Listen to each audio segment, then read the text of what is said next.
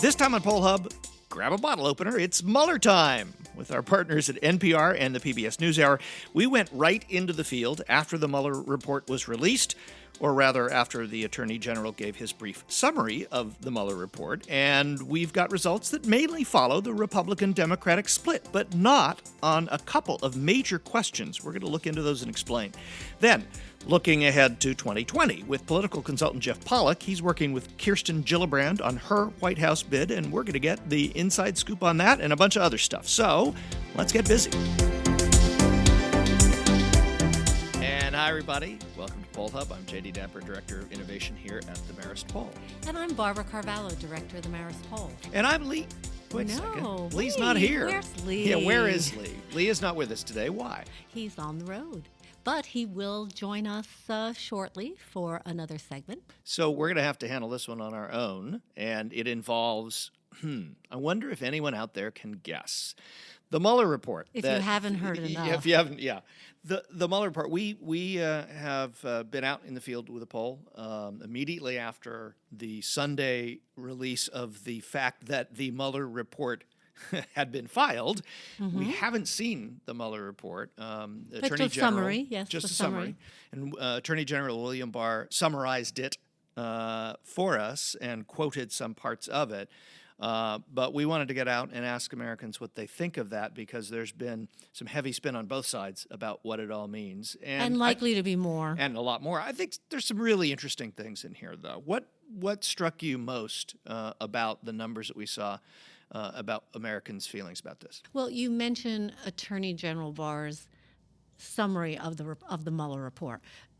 Top of the list here is that 75% of Americans don't think that that's enough to learn about the Mueller report after 2 years of investigation. And even, I might say, a majority, 54% of Republicans feel the same way. Now, I suspect Democrats and Republicans have very different motivations for wanting the report to be released, but nonetheless, there's a very strong consensus for that. But they really don't think that the majority of Americans don't really feel that President Trump was clear of any wrongdoing. 56% of Americans still think that there are questions that need to be answered. The whole idea of the president being and saying that he was exonerated is not something that a majority of Americans agree with, although his base very much does. 36% of Americans believe that he's clear. And what's interesting about that is that it is 3/4 of Republicans who feel that way, are still behind the president, and also 62% of white evangelical Christians, 51% of people who live in rural areas, and 54% of men without a college education. All of the things that we've talked about as those individuals and those Americans who are strongly behind the president are still strongly behind the president. Yeah, that hasn't changed. This hasn't changed that. And we've heard the word hardening a lot, like we're very hardened into our tribes. And I think this is maybe the best evidence of that we've had in the last, year, because this was such a major dramatic moment, or at least something that we have been waiting for. I think people on all sides of this have been waiting for. And it drops, the spin happens, and opinions about the president essentially don't change based on party. That was amazing. One thing that stands out, though, to me is I always like to look at the independents. Whether they're truly independent or not, they identify as independents. They have trended or tended to be, during the course of the presidency of Donald Trump, to be slightly more opposed to Donald Trump in general than in favor. They're not a 50-50 split. They have a Democratic lean, although that's probably not an accurate way to put it. One thing, of the questions we asked that stood out, though, was we asked the question, do you think Democrats in Congress should continue to investigate? And this is where actually independents kind of push the number towards a more, even split. Democrats think yes, Republicans think no.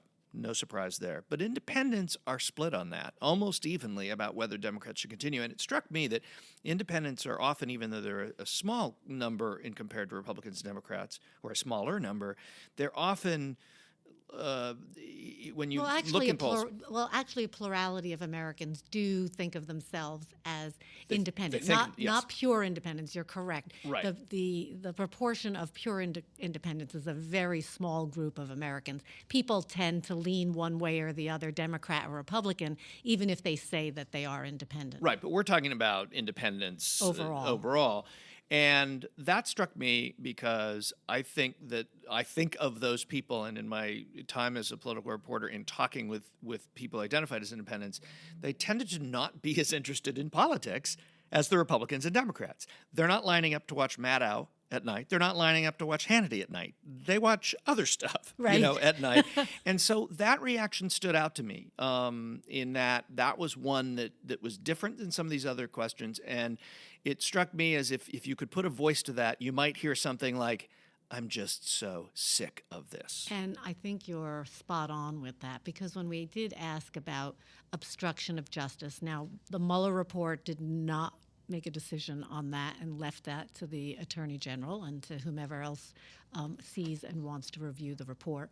And Attorney General Barr said that there just wasn't enough there. And I think you make a really good point, Jay. People don't really have an appetite for more investigation. Although there's certainly some people don't. Well, but I mean, I think Democrats do. But there is, there certainly is a partisan, divide. But you're right about independence. I mean, they actually came down 48%, believing that the Barr decision should stand, and that was the plurality to 46% who thought that investigations should continue. One thing, though, that people do want, and most people agree, not a plurality of Republicans, but most people do agree, is they do want to hear from the two main principles, of this drama. Mueller and Barr. Exactly. To testify before Congress. Yeah. I thought that was pretty significant, that people really want to hear that. Two other things jump out at me real quickly. We rarely talk, and people in general don't talk so much about the unsures and the unknowns and all that. We talk about the yes or the no or the this candidate or that candidate. When it comes to Bob Mueller and Barr, 37% for Mueller and 35% for Barr are either unsure or they don't know enough to make a decision. That's more than a third of Americans who, despite all of the attention to this, can't really tell you what they think about this one way or another. I think that's an important number to remember when we're tossing around Democrats think this way and Republicans think that way. More than a third of Americans don't think about either of these guys very much at all. Although Mueller certainly has become much more popular among Republicans. That's for sure. He overnight became very popular. Let's leave with one last number. We ask the question often in national polls, when thinking about the 2020 election, would you definitely vote for President Trump or would you definitely vote against him? And after all of this, the definitely vote against him is at 54%. That is a tough mountain to climb for Donald Trump right now. Well, we're joined now by Jefrey Pollock. He is founding partner and president of Global Strategy Group, a strategic research and communications firm. Jeff has had many accolades, including being named one of the most powerful people in New York City politics. Good heavens, I'm not sure exactly what that means or what you did to earn that. I'm glad you added politics to it, not just one of the most powerful people. Bench presses. But welcome. Well, thank you. Thanks for having me here. So when it comes to politics, your firm works on the Democratic side of the aisle.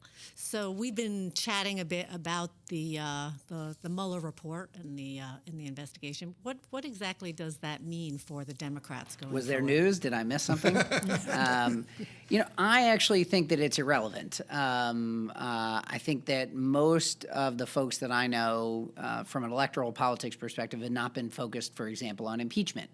And so if that wasn't the focus, then okay, the Mueller report says one thing and sort of potentially takes impeachment off the table. But there are also 19 investigations, and I'm making up that number, but you know what I mean. There are countless investigations that are continuing. And the culture of corruption that this president has enabled is very much alive and well and thriving in Washington, and the voters know that.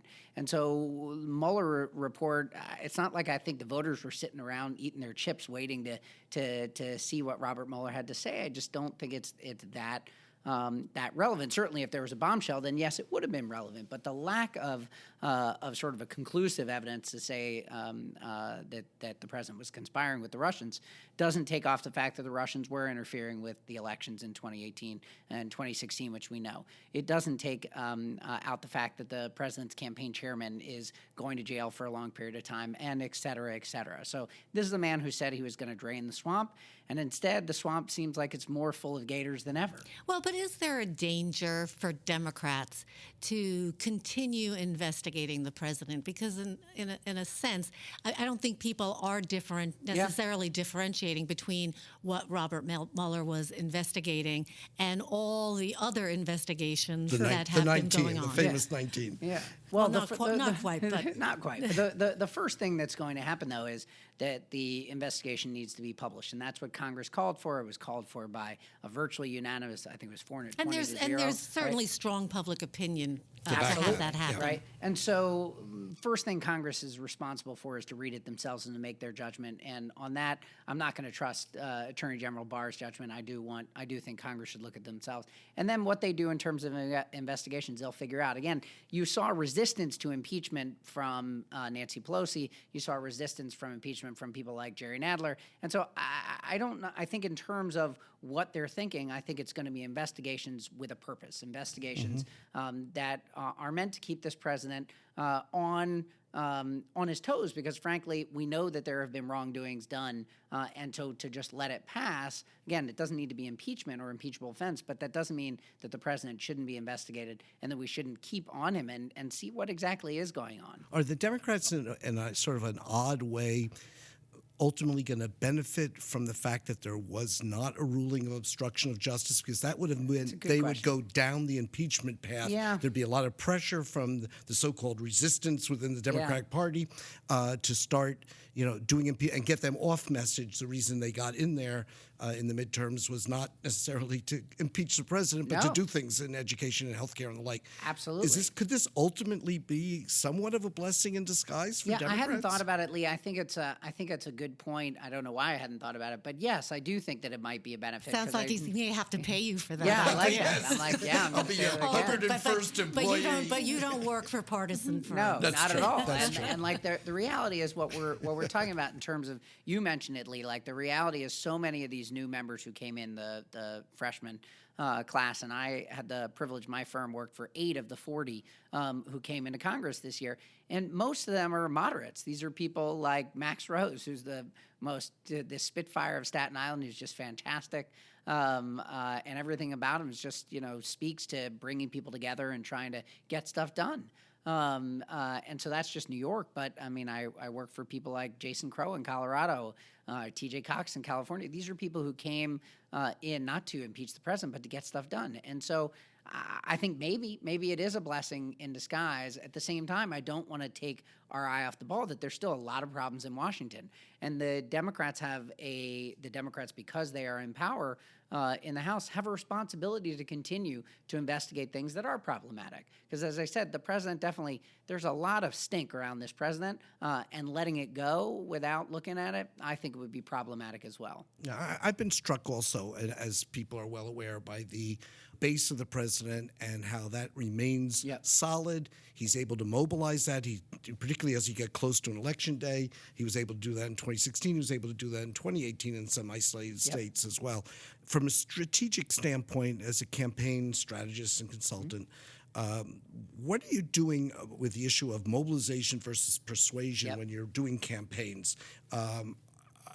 If you're going or against President Trump, how do you deal that specifically or just generally? Well, I mean, it's an important question that every campaign has to deal with. And we've looked extensively, whether it's 2016 or 2018 or 2014 even, and sort of what the reality of sort of how many votes were lost in 2016, for example, based on mobilization versus how many votes were lost on the basis of persuasion. And what we seem to have found in all the data is it's about a 7-3 number, meaning if I had $10 to spend, I would spend $7 on persuasion, talking to people who are shifting around, and $3 on mobilization. Now, that seems silly, right? We don't have $10, but just from a proportional perspective, that's what we're talking about. So I'd spend 30% of my effort on mobilization, 70% on persuasion. Then we get to 2018, and of course, like, everybody votes. There's this notion that the Democrats had this massive turnout, which we did. The Republicans also had a massive turnout, and turnout was across the board so high. There are states like Montana where the percentage of voters between the midterm and the presidential, there's minor differences here. Now, of course, there are not that many people in Montana. We're talking about. But we saw that across the country. Across Absolutely. the country, like, just amazing. And so that changes the dynamic, because now we are focused on persuasion a little more, because you figure, all right, our folks are coming out. Their folks are too. So how do we persuade? The president has made some fundamental decisions that are problematic for his electoral future. Number one is to utterly offend Hispanics, and Hispanics are moving more and more into the camp of base Democrats. I'm not willing to call them total base Democrats yet, but there's lots of evidence that they are moving further and further away from the Republican Party. Well, it's a diverse group. It is, but just big picture. I'm talking about Latinos nationally, right? If you look at them, 7 out of 10 still voted Democratic. So, of course, it's diverse. Jews are diverse, too. 7 out of 10 still voted Democratic. So we're always making oversimplifications about these people, but the president himself has pushed folks like Latinos, and more importantly, pushed folks like college-educated white suburban voters who should be Republican voters, who ended up, many of them, holding their noses and voting for Donald Trump in 2016, but in 2018, they moved to vote for the Democrats. That's and a persuasion many of them thing. women. Yeah, absolutely, right? White women, there are lots of people I could blame for the Trump presidency. Lots of my wife will say, it's white women, it's people like me. I'm like, no, for sure. But the You don't white blame women, your wife for I do Trump. not blame my wife for anything. Let's clarify that right now. But like, white women are, of course, a huge piece of that, and then they moved away in 2018. Does that hold up in 2020? That's another piece. And then finally, independent voters. Independent voters really do shift. So, yeah, the president has his base. He's got a solid grasp on his base, no question about it. The Democrats are solid within their base. How do independents vote? In 2018, they moved towards the Democrats. In 2020, depending on how this president does, they could also move towards the Democrats. The president has one thing in his pocket right now, and that's that people feel good about the economy. And so if Democrats are worried about anything, it's economic positive. That's not a good thing in a presidential year. Midterms are a referendum on the president. That's why the Democrats did so well in 2018. Presidential elections are a referendum on the economy. And so if the president is doing well economically speaking, that's a real problem for us, and we should be very scared about that. So before we get to the general election in 2020, we do have to go through a pretty significant Really? primary season. And I think It started. I think you have a bit of a stake in that one, I do. too. I work for Senator Gillibrand, yes. And so tell us a little bit about what you're thinking with such a large Democratic field. Is that a positive or is that a negative? Well, right now I take it as a positive, because the energy that I'm seeing around Democratic candidates all over is just fascinating and amazing and wonderful. And whether it's Beto O'Rourke announcing and raising $6 million in it's just unbelievable. What he is able to do. But by the way, that's also carrying over to somebody like Mark Kelly. And money's a cheap way to talk about this stuff, but it's just an easy way. Mark Kelly in Arizona announces for the United States Senate and raises $2 million in 24 hours. That's amazing. And so the only thing that can fuel that is grassroots energy that we're seeing across the Democratic side. And so on that level, I think it's great. Now, if the primary drags out to an extent that we don't have a nominee by the time June comes around, then I think you and I are having a different conversation at this table. But for now, I see it as largely positive, and I think that we're going to see a lot of good ideas coming out of these candidates. Now, what about Joe Biden? What about him? He might run. He might. He may also throw his hat in the ring. He might, but how does he change the dynamic? I'm not sure that he does necessarily. He's got, because the dynamic of him potentially running is already baked in. How many polls have you done that don't have Joe Biden in it, right? You've got Joe Biden in every one, or you're doing multiple versions of them, right? Well, you know what? Actually, what we did, we did an interesting thing in New York. What we did was we took a short list of Democrats, and I think that was almost a dozen. Yeah. And we asked Democrats, whether they would be happy if that person was the nominee. Yeah. Rather than putting, together a toss-up, because you're absolutely right. I mean, that's all not, name recognition. Yep. And there's a lot of folks from New York or the New York metropolitan area who are very interested in being president. We also didn't want to, we didn't want to kind of throw the balance off because some people are known and some people aren't. Yeah. And what we found was very interesting, that there was across-the-board support for Joe Biden, standing on his own, not up against other candidates, and not so much for the others. I mean, I don't think anybody Bottom was... of the list was de Blasio, interesting, which I don't think played too well at Gracie Mansion. I'm just guessing. It may Yeah, not. but I thought it was interesting that, in a sense, that name recognition and that familiarity didn't necessarily translate into people, thinking about that person as president. Although if you look back in history, there's a lot of sort of home state negativity towards folks. Like, I've looked at polls in home states of various people who've run, and they're actually surprisingly negative in a lot of ways. And so what I'm talking about when I look at polls that are being done right now in New Hampshire and Iowa, which of course right now are the only thing that matters as we start this thing, most of the polling has Joe Biden already built in. And so you're seeing him up there with Bernie Sanders at very high numbers. And so I think that there is great warmth for Joe Biden. He was a great vice president. He was a great senator. And I think he could be a great candidate. I think the question is, what are the Democrats looking for this year? And obviously, I work for Senator Gillibrand, so I'm particularly biased. This year? Well, look, I think there's a lot of energy. A female senator from New York, right? A young one. So I think that that we don't really know. I think that each candidate is trying to figure out their path, their lane. I think there's a lot of energy for female candidates right now, which is what we saw in 2018. Women won overwhelmingly. They crushed in Democratic primaries. And so I don't think that that's going to let up. So I think there's energy there. I think there's energy for candidates of color. And so I could pick lots of different possibilities for the candidates. Obviously, I think Senator Gillibrand would be an amazing president, and it's why I'm working for her. But I do think the Democrats are going to have a rich number of choices, which I think is going to be great. Do you think it could come down? I mean, there's going to be so many candidates, at least initially, and I don't know how long people are going to be able to hang in there without being winnowed out. But there's candidates from almost every major blue state. Are we going to see possibly a lot of favorite sons and favorite daughters stay? Yeah, I think so. I mean, I don't think that it's all going to be decided after Iowa, New Hampshire. Like, I do think there's a lot to shake out, and in particular because you have these sort of dominant name ID candidates like a Biden and Bernie who are potentially there sucking up a lot of oxygen. So much has happened, whether it was 92 when we had a lot of candidates running. I mean, in 92, the reality is the person who won, quote unquote, New Hampshire was Bill Clinton, who did not win, right? He came in second. Yep. To Paul Tsongas, right? So I think that we're going to see a lot of that happening, and Super Tuesday this year is getting even bigger. There are states who are moving their primaries to Super Tuesday, and so that Super Tuesday day, I think, is going to be just a mega one.